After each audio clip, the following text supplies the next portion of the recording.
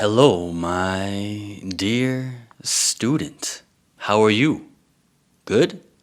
Fantastic. And who am I? You don't know who I am? Well, I'm Profe Kyle, Latin America's favorite English teacher. But of course, if you're not from Latin America, then you're more than welcome to be watching this video. I'm making these videos for any type of English learner. And this video is more for pre-intermediate learners, one of my specialties. One of my specialties is teaching pre-intermediate to intermediate learners. And also, if you're from Brazil and you don't know who I am and you're saying to yourself, hey, I'm Brazilian, I'm Latino, I don't know who you are. That's because right now I'm learning Portuguese and I haven't made any videos in Portuguese yet. But soon, don't worry, I will show off my Portuguese skills in the future. And in this simple English video, don't forget to turn on the subtitles here to help yourself while you're watching and take notes of any vocabulary that you don't understand. I'm going to be talking about the first time I got robbed. Now, this is one of the stories I usually tell people in Latin America because, just to be honest, in Latin America there is a lot of crime. Sometimes people don't want to talk about it, but sometimes people do. And right now I'm in Colombia. I'm in the third biggest city in the country, the capital of salsa, Cali. And yeah, for example here, I'll get Caleños, as they're called, asking me about if I've been robbed. And then I always have to tell them that I've been robbed 4 times in Colombia. And of course, they're kind of sad, knowing that the only place I've ever been robbed is Colombia. And that's just a fact. Colombia is a very insecure country. I think there are some Colombians that want to try to ignore that fact or hide that fact from the world. I try not to run away from the truth because the truth will set you free. And I think if Colombians are ever going to become a safer country, Colombians have to accept that they're one of the most violent countries in the world. Of course, not all Colombians are violent. It's just there is a huge violence problem, and there's no ands, ifs, or buts about that. Now, of course, Latinos will ask me about Canada. They ask me if Canada is safe. They ask me if there are lots of robberies in Canada or not. And to be honest, not that much. Of course, this is changing in some of the bigger cities. There are immigrant gangs, whether they're from India, Pakistan. I don't know where they're all from because honestly, I live far away from the cities when I'm in Canada, but I just know from the news that there are immigrant gangs and insecurity is increasing at this moment in Canada. But when I was growing up, Canada was an incredibly safe place. I would say still in general, it's an incredibly safe place, but maybe not as safe as it was before. So an example for you, if you come from a place which isn't as safe in the world, from an insecure country, an unsafe country, a violent country, a country with lots of crime, then here's an example to show you how safe Canada is. In Canada, I can walk with my cell phone out on the streets whenever I want and not have to worry about somebody grabbing it on a motorcycle or somebody with a gun robbing it from me. As well, I can go to the gym in Canada and leave my cell phone to the side, go to the bathroom, come back, and my cell phone will be in the same place. That's actually happened a few times for me where I will finish my workout at a gym in Canada and I'll be getting ready to leave and I'll realize, oh, I left my cell phone in the gym. So I'll go to the gym and my cell phone is still in the same place. So just an example that in general in Canada it's a very safe place. people are very respectful of the property of others, and Canadians like myself, we would normally never think about robbing somebody. It's just not in our culture. The only robbery that's ever happened in my family would be when my father, I believe he was traveling somewhere or he was flying somewhere, and he left his suitcase in the back of a truck. So in Canada, pickup trucks are very common, just like in the United States. So my dad's pickup truck, he had put his suitcase or his bag in the back of the truck, not inside the truck, in the box of the truck. And I think he was visiting my uncle in the city of Edmonton. And yeah, he just didn't really think about putting the bag into the truck. And I think an hour later, a few hours later, he went back to his truck and his bag was gone. But again, the reason that he didn't put the bag inside of the truck is because normally in Canada, you don't really have to worry about somebody taking your bag from the back of a truck. It's normally pretty safe. So Canada is a very safe place. And unfortunately, spending so much time in Colombia, I've realized that most countries aren't as safe as Canada. So I've been robbed 4 times in Colombia. So I'm not going to tell all the stories of my robberies. I think they're very interesting stories. I think the stories that could be helpful for both Colombians who want to help foreigners be safe in their country, and it'll also help foreigners who, for whatever reason, watch this video and are thinking about going to Colombia. It will help them to stay safe and to realize that don't mess around with Colombia, because if you mess around with Colombia or many parts of Latin America, you're going to get a slap in the face very quickly. So I'm just going to talk about the first time I got robbed.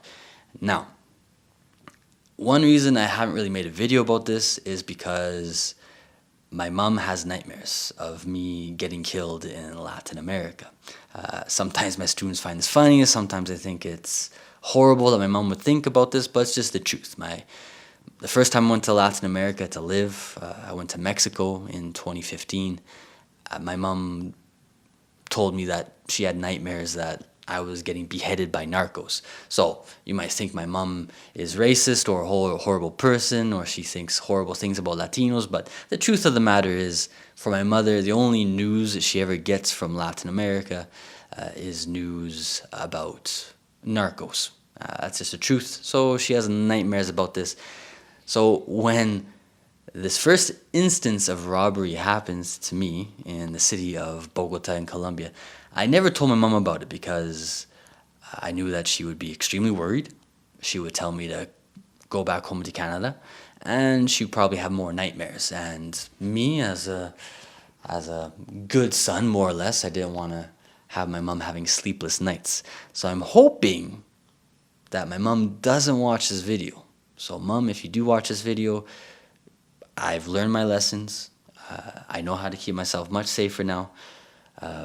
But yeah, please don't worry too much about me. I'm going to be fine. So let's get straight into the story. So when was I robbed for the first time? So as you know, this happened in Bogotá, Colombia. This was 2015. I had recently arrived in Colombia, I think 2 months prior. Before that, I was in Mexico. That was the first Latin American country I had been in.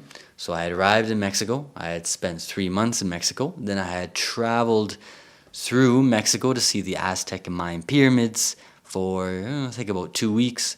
And then I quickly traveled by bus through Central America and arrived eventually in Cartagena. And I spent about 2 weeks in Cartagena. There was a girl I was seeing at that time, and I met her for the first time in Cartagena. So 2 weeks there, and then I went to Bogotá.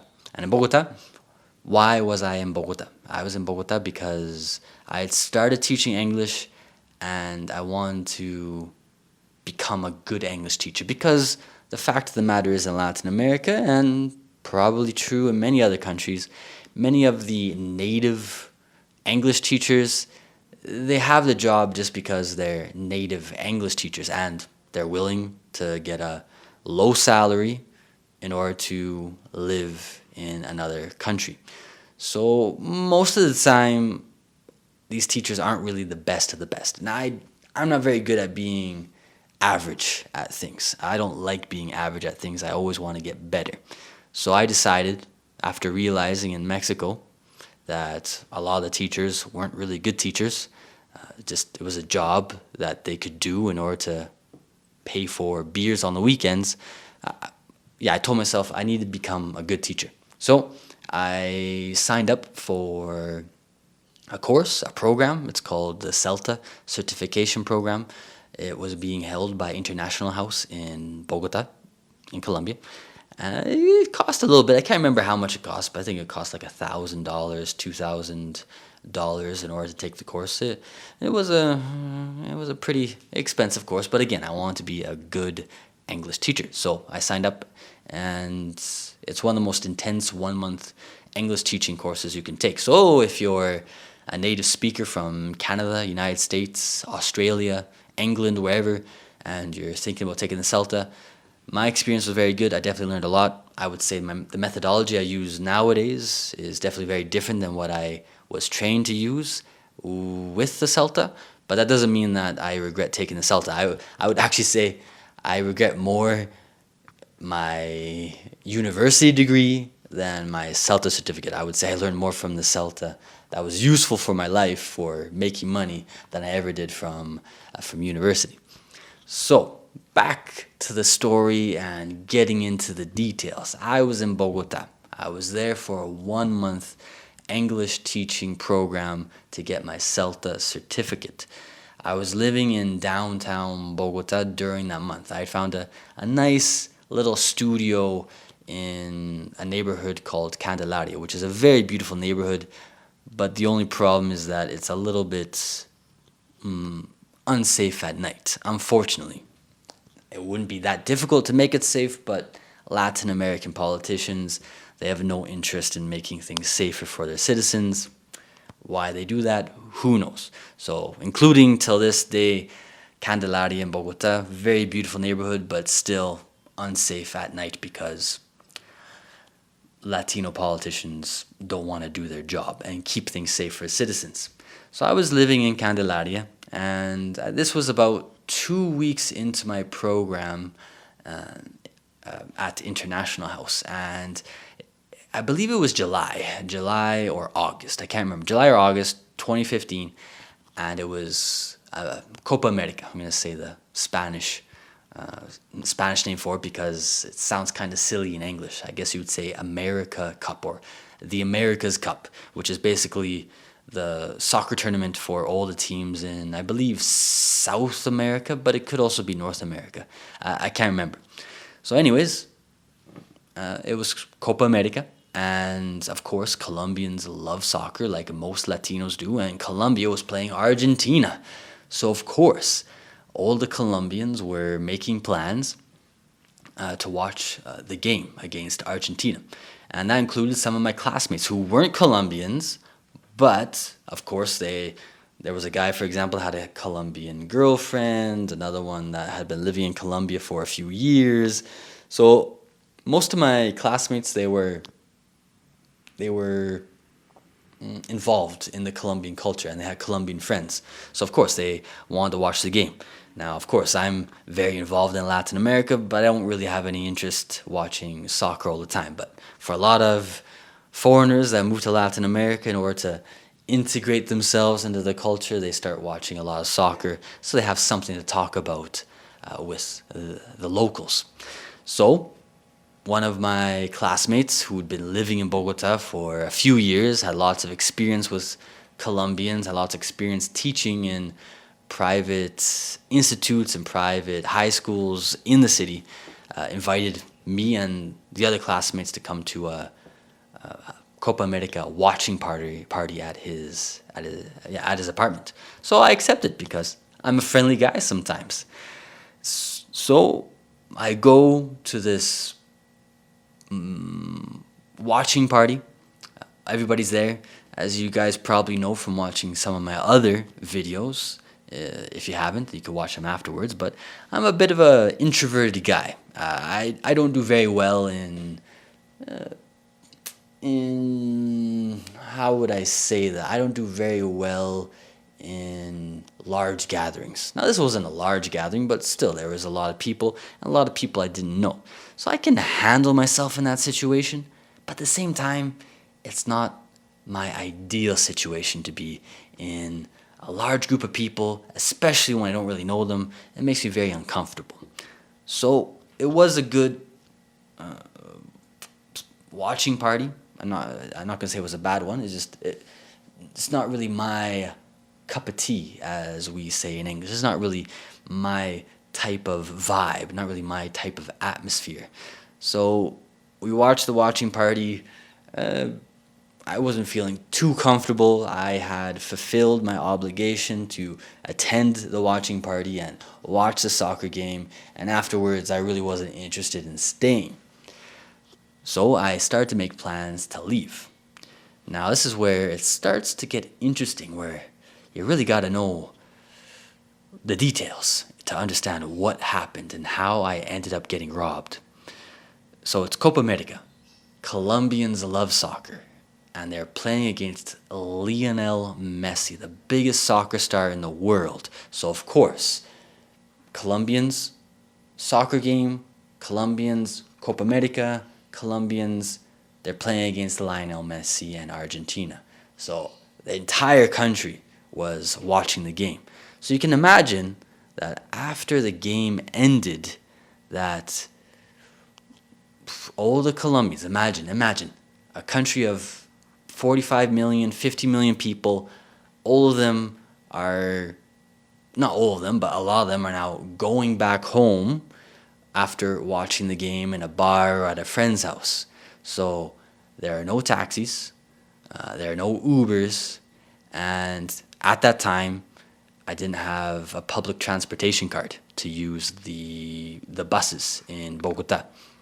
So, with all this in mind, I tell my friend, my classmate, hey, I'm going to head home. Thank you for inviting me. And now I was a little bit naive at that time. I wasn't very smart. And my classmate, he had a lot more experience in Colombia. He asked me, like, hey, how you gonna get home? Are you gonna get a taxi or Uber? Are you gonna take a bus? What are you gonna do? And I'd already tried to get a taxi. Well, no, actually, no, I hadn't tried to get a taxi. I tried to get an Uber, but again, there were no Ubers because everybody was going home at the same time. So I told him, I can't get an Uber, so I'm just gonna go outside and I'll get a taxi and I'll head home. And he seemed a little bit worried, but because I told him I was gonna take a taxi, he seemed, there's a really good word in English I would say for this. He seemed, not pleased, he seemed reassured that I was gonna be fine because I was gonna take a taxi. So I leave. I go by myself because everybody else was staying, but I wanted to go. So I leave and I go to the main avenue, which was basically right outside his apartment. And I try to get a taxi, try to wave down a taxi. But again, all the taxis are taken because everybody is going home at the same time. So I think to myself, what should I do? Home at that time was about 40 blocks away from my position at that time, which for me really isn't that far. I love walking. And after living in Mexico and feeling relatively safe in Guadalajara and Mexico City, and until that point in Colombia feeling more or less okay and kind of thinking in my head that Latinos over-exaggerate how dangerous their countries are, I made the decision that I was going to walk home at 10 p.m. I think it was about 10 p.m. at night in Bogotá, one of the most unsafe cities in the world. But again, I was a little bit naive. I was a little bit cocky. I said to myself, nothing's going to happen. Latinos, they over-exaggerate. Big mistake. But again, at that time, I didn't know what was going to happen to me. So I began walking, and at the same time, I tried to keep myself safe. So how did I do that? I tried to make sure I was only walking along main avenues where there was lots of traffic to try to avoid being by myself in a dark street somewhere. And this worked. This worked until I reached downtown. So yeah, I've been walking like 30 blocks, no problems, lots of traffic. I felt safe. But then it's downtown. And in downtown at 10 p.m. at night in Bogota, there's not a lot of traffic and there's not a lot of main avenues to try to follow in order to keep yourself safe.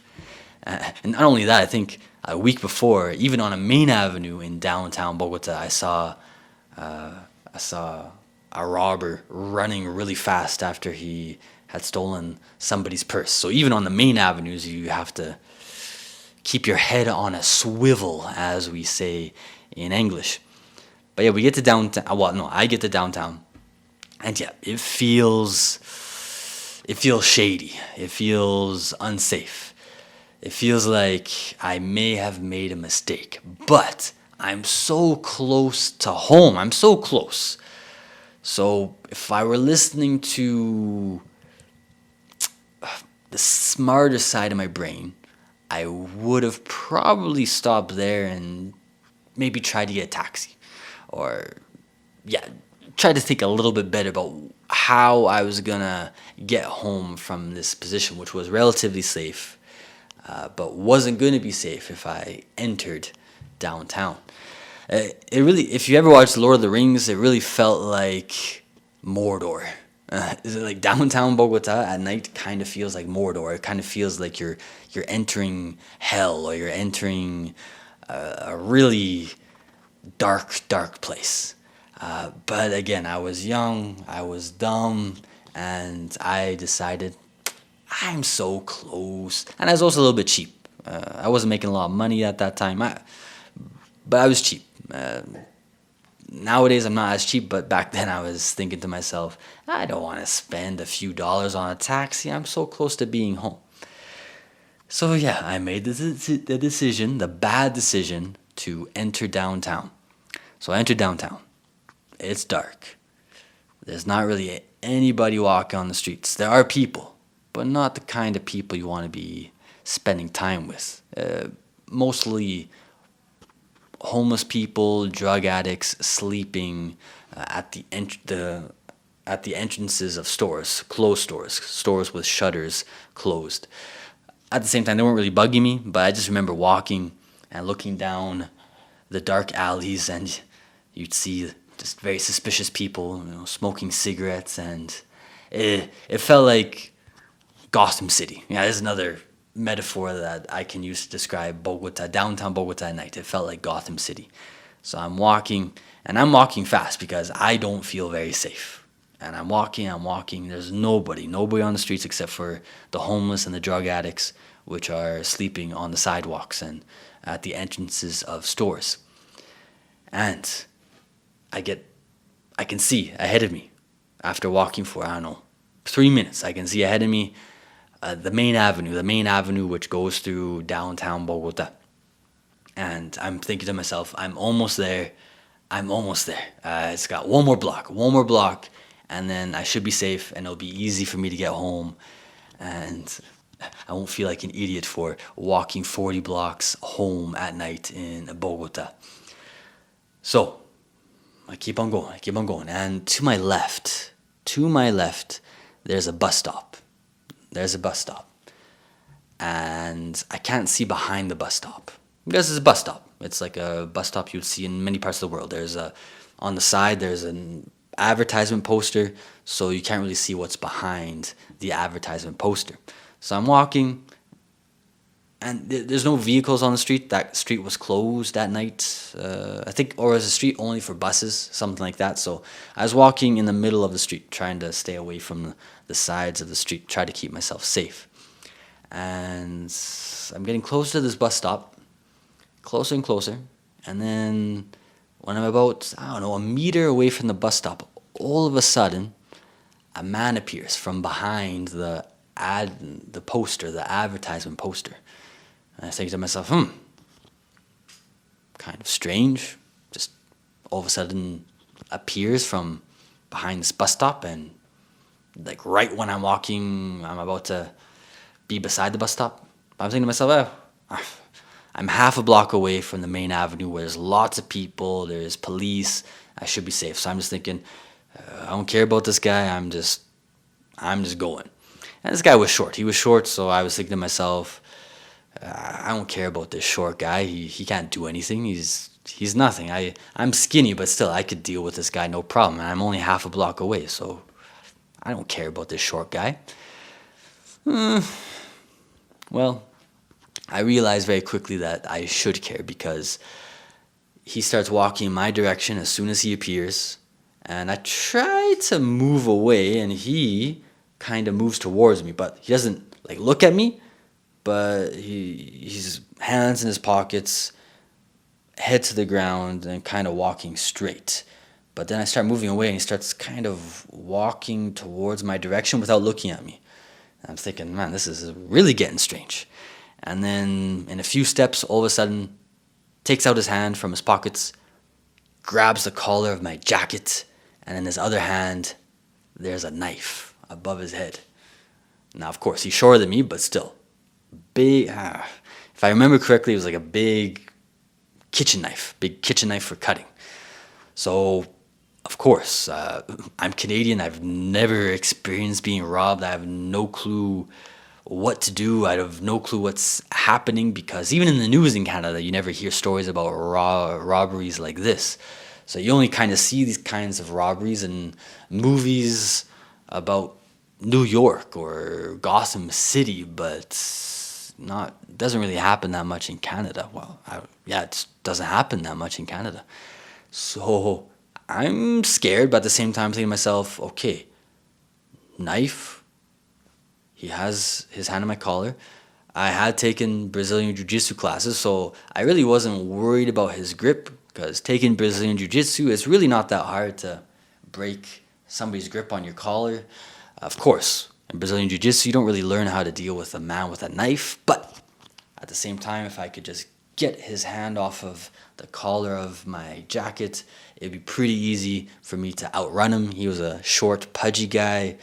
I was very confident that I was going to be able to quickly run to the main avenue and be safe. But before I could even attempt to break his grip, behind me there are 3 other robbers. And in that moment I realized I am shit out of luck. So maybe I could struggle, but as most Colombians know, that would have been a bad idea. At that time, I hadn't heard the horrible stories of robbers literally killing somebody just for a cell phone. Probably if I had heard about that, maybe I wouldn't have walked 40 blocks through Bogotá at night. But at the same time, I just felt like this guy has a knife over his head. He is ready to start stabbing me. I'm in a vulnerable position, and behind me are 3 of his buddies. So in my head, I knew if I struggled, I was going to get killed. So these guys are professionals. They've done this before. They're working together in unison. The guys behind me, they start checking my pockets. Of course, I have my cell phone. They find my cell phone. They grab my cell phone.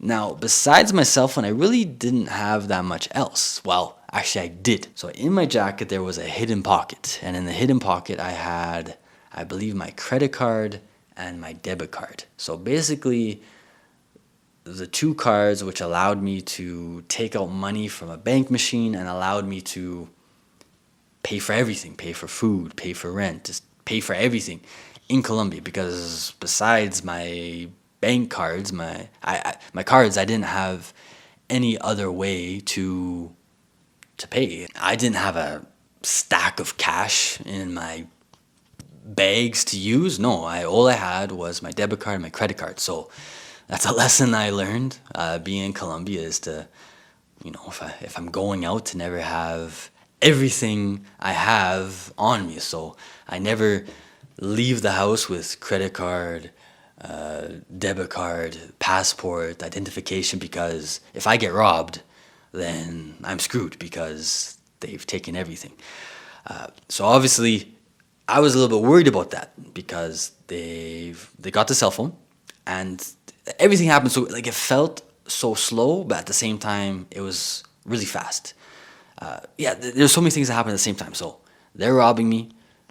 They get my cell phone. At the same time, there's a middle class worker who suddenly appeared from the main avenue walking down the same dangerous street. I don't know why he was walking down that dangerous street.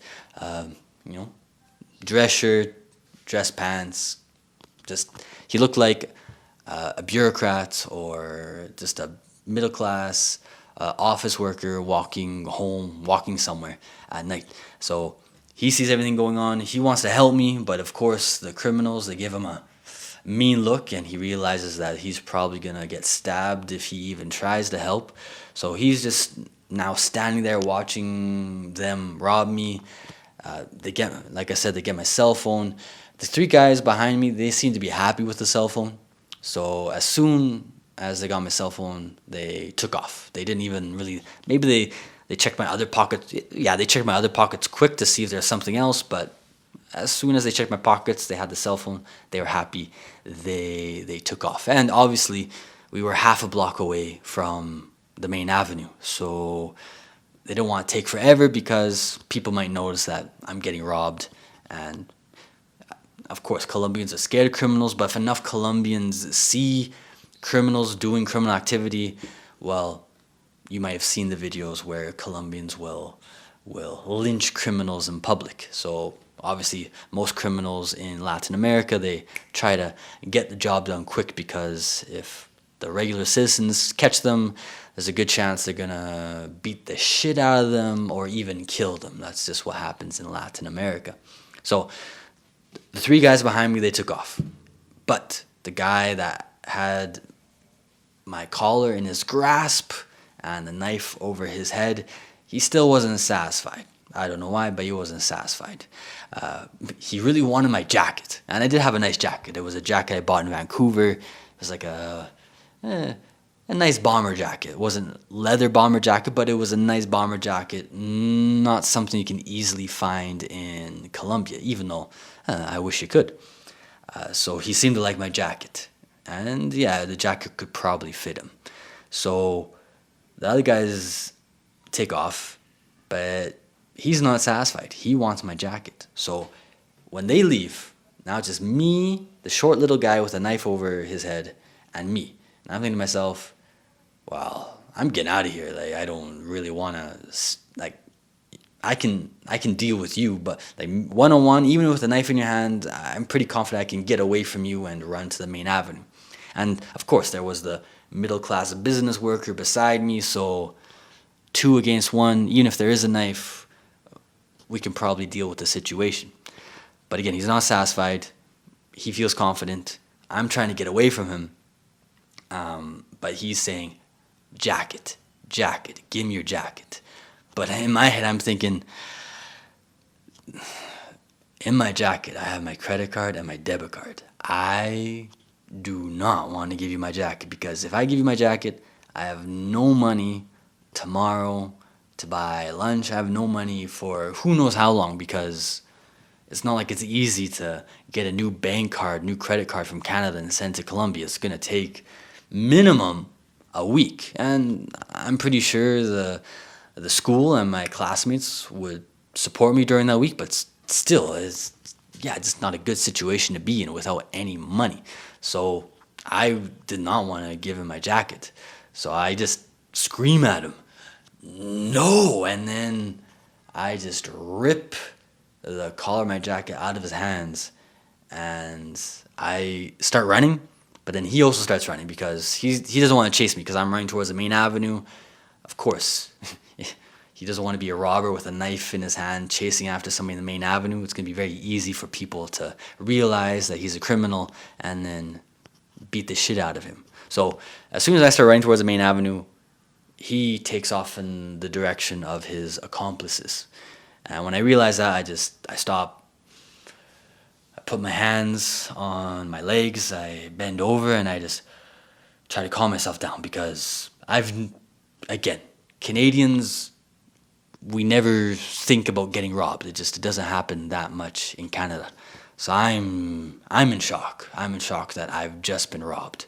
And my friend, I'm gonna call my friend, the middle class office worker that was watching the entire thing. He's asking me if I'm okay. Are you okay? And all that. And I'm just like, I'm fine. I'm fine. I think we talk really quickly, and then right at that moment. Now, of course, this is Colombia, so there's a lot of corrupt police, and so who knows? But right at that moment, a police officer arrives. Now, I know that Latin American police are very corrupt, so in my head, the Canadian side of my head is saying, "Oh, here's a police officer. You should tell him that you got robbed, because police officers, they should know when somebody gets robbed so that they can try to catch the criminals." But then there was my new Latin American brain speaking, saying, "This is Latin America. The cops don't do anything. They don't catch criminals." It's just like one young cop. What I'm going to tell him I got robbed? What's he going to do? Just tell me, "Oh, that's too bad. I feel so sorry for you." And he's probably going to tell me to go to a police station and give a report. But at that time, I already knew what happens. You give a report and nothing ever happens. So I looked at the cop. I couldn't believe he was there. I think he asked the office worker what happened. I think the office worker told him I got robbed, but I didn't talk to him at all. I just wanted to get home. So I just started walking home. Of course, I was in shock. I think I was in shock. I was in shock for the next 2 days. Of course, getting robbed isn't the same as being raped. I'm pretty sure being raped is horrible, whether you're a man or a woman. But yeah, it feels horrible being robbed. You just feel so powerless. You feel abused. You feel harassed. You feel raped. You just feel powerless to do anything. So obviously, that's just a new feeling for me as a Canadian, to know that, yeah, I had no power to do anything to get out of that situation. I was screwed. And yeah, I was only about 5 blocks away from home, so I walk home. I get to my apartment. I think I cried just because it was just such a shock. I don't think I cried a lot, but I didn't know how to deal with my emotions. I was in complete shock, so I think I cried, and then I stopped crying, and then obviously I wanted to tell somebody in my family that I'd been robbed, but like I told you at the beginning of the video, I didn't want to tell my mother because she was just going to freak out that her son had been robbed. And no mother wants to hear about how their son could have died because of a cell phone. So I wanted to tell my mom, but yeah, I just didn't want to worry her. But of course, I wanted to tell somebody in my family. So I can't remember if I sent a message on Facebook to my sister or I called my sister. I think it was a Facebook. I think I maybe did like a video call with my sister on Facebook, and I just told her what happened because I wanted somebody in the family to know. And I told her, just, okay, don't tell mom, because she's gonna freak out if she finds out that I was robbed. And yeah, the next day I told my classmates about what happened. Of course, they wanted to know all the details. And yeah, it was just a horrible situation. It was the first time I'd ever been robbed. I think not the next day, but maybe the day after, I bought a new cell phone, but I made sure to buy just a cheap cell phone because I didn't want to, buying good cell phones every 3 months because you're getting robbed. That's very expensive. So I didn't know the next time I was going to get robbed, so I just bought a cheap cell phone to use in Colombia. And it was a good idea because I did get robbed again, but I'm not going to tell about that story in this video. That will be in another video. Of course, if you want to hear that story as soon as possible, then make sure that you tell me in the comments that you want to hear about that story. And yeah, that's more or less what happened in Bogotá. So I learned my lesson, the lesson I learned, which is a lesson I should have learned before listening to what Latin Americans had told me, the Latin American rules. So I had been told by Latinos before that I shouldn't be walking alone at night in Latin America. But I was a little bit cocky, I was a little bit naive. I decided to break the rule But after that night, I definitely followed the rules about walking alone at night. Nowadays when I'm in Latin America, I do not walk alone at night. I make sure that if I need to get somewhere, that I take a taxi or I take an Uber. Well, I don't really take taxis. I take an Uber usually to avoid problems. So yes, I learned my lesson. Since then, I have never walked home alone at night in Latin America. It's not something I want to repeat. And so if there's a Canadian or American watching this, if Latinos tell you not to do something in Latin America, it's not because they're pussies. It's not because they're scared. Well, they are scared, and it's because they know that something bad can happen. So don't make the same mistake as me. Don't walk home alone at night. And that's it for this simple English video. A little bit long, I know, but I know it's going to be good English practice for you. Hopefully you've learned a few new words. Hopefully you feel confident in everything you heard and you feel confident in your English. That's what I want to give you with these videos. And that's it for now. So I hope to see you again in the next simple English video. Until then, I'll talk to you later, my dear student.